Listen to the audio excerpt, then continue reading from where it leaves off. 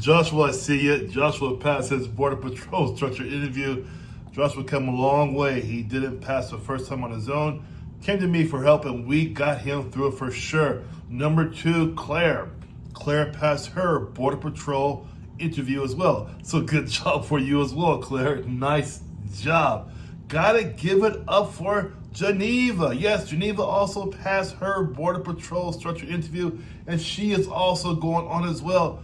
John just got out of the military, wasn't sure what he was going to do, found my channel. He too passed his Border Patrol interview. So that's some really good stuff. And you guys, all 4 of you, great work. I know the work you guys put into it, it paid off. Nice job. Let's get right down to it, you guys. These are 6 reasons why you're not passing the Border Patrol interview. Let's get right down to it. The first thing is this, is that some of your answers, they sound good, but the panel doesn't know how to score it. They're like, you give these long, thoughtful answers, right? You blah, blah, blah, blah, blah, blah, right? But there's no clarity there. I see this all the time in my coaching program. I'm hearing some really elegant responses from you, right? I ask you a question, and I think, where's the meat, right? What happened? What you did? Why you did it, right? I want to know what happened, why you did it, when it happened. I need details. The panel cannot score you, nor can I. I can't judge you if you're being vague or topical with these answers I gotta dig down to get the answer out of. They don't have the patience for that, guys. They will not spend a lot of time trying to figure out what you're trying to say. Why? Because there's 14 guys just like you. They have to interview that day. If you're the one that's answering very muddy answers, right? So muddy, I can't see clear to what you're talking about. They are not going to pass you. It's not going to happen. My motto is this in my program is, if it's not clear, it doesn't count, guys. It's not going to count. You have to be clear with me before we can make sure you're clear with the panel. That's how it goes. Number 2 for BP, I see this all the time. I get these generic answers. It's a commonality for people that give me these generic answers to my question when I first start going down that route with you, as far as why you want to be BP. Well, you know, I want to serve. I've always wanted to serve my country. Guys, it's obvious you want to serve your country because you're going for BP. We know that already, but you got to quit saying that, because they hear that same answer 20 times a day. My clients are not part of that. We know better. It's an assumed that you're going to want to serve your country. That is a topical answer. We cannot give that type answer. It doesn't work. You want to get down deep into the answer. You don't want, another too, I'm going to follow BP policy. What Border Patrol policy are you talking about? You see, you can't do that. You're going to hammer yourself there, because if they ask you what specific policy you talk about, you're lost, right? So we even open up that Pandora's box. I'm going to follow the BP policy. You don't want to do that. Good candidates always think they sound professional, but to the panel, it sounds unprepared, because you're going through this topical, generic type answers to really well thought out questions. In my coaching program, I'll show you how to get away from the topical and get into what I call the deep minutia. Anybody who's been through my coaching program knows I repeat, hit it again, I repeat, we hit it, I repeat. I keep on repeating until you're saying it as it's supposed to be said. Why? Because it is imperative that you get through the interview. If you don't, it's a 6-month waiting period. This is why I have a 90.4% success rate, because I give a darn. Each one of my coaching programs are customized to the individual. How did I know this? Because in the first 10 minutes, I'm interviewing you. And from that, I customize it towards you. Number 3 here, this is a big one. A lot of you guys are losing composure right when that Zoom opens up. Oh my God, you're not ready for these 2 guys in green, 3 guys in green, whatever it is. Hard stares, no emotions. They don't care if you're there or not, guys, because they have 10 more people just like you behind you and in front of you who they can pick from. So they don't care. They are on purpose, quiet, direct, without emotions.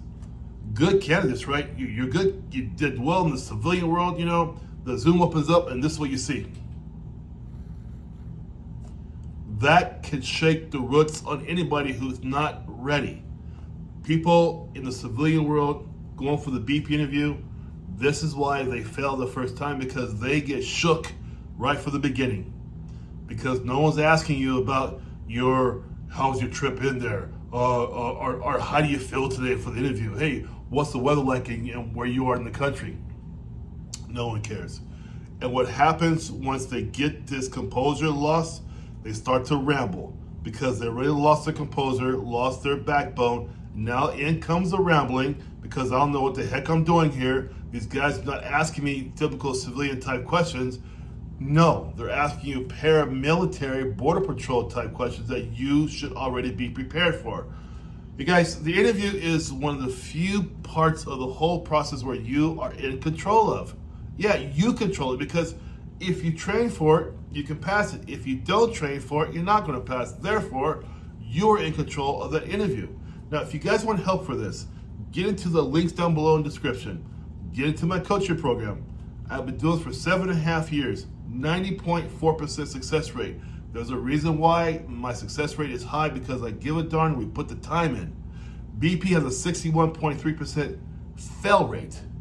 So my success rate is twice as much as their pass rate. Understand? That's how that works. You guys, what you don't want to do, you don't want to walk into this panel, this interview, thinking you're prepared and you're not, because the minute they find out the first question you answer in that murky way, you're going to be gone. You're not going to get the call back. It's going to be a sad note in your little portal that will say, nope, don't come back for 6 months. Another thing too, you guys are trying to play your answers safe, right? You're saying, it depends, or maybe, or possibly, I think I would. We don't talk like that in law enforcement, right? You want to say things that are very specific. I would do this because of this. I am going to go here because of this. I will contact this person because of this. Not it depends, or are going to talk around it. You don't want to do that, because you guys, hesitation, those weak words show us you are weak in your judgment. This Border Patrol panel is not going to tolerate this kind of nonsense. And again, I'm telling you why, because there are 10 more people just like you who they can pick from, understand? Number 5, a big one, you guys don't understand the mission. For me, it's okay to do this, but I'm telling you right now, what I get, a lot of people that try to do this customer service, helping people, and general law enforcement. BP's not like that. Not at all. If you go into the interview thinking they're going to ask you things about customer service and helping people and general law enforcement, no, it doesn't work that way. They're going to look for things on you that entail enforcement, security, and control. Think about the job of the southwest border. What are you doing down there? You're keeping it secure and safe, right? Do you really think a guy whose strength is customer service is really going to make it down there for very long? No.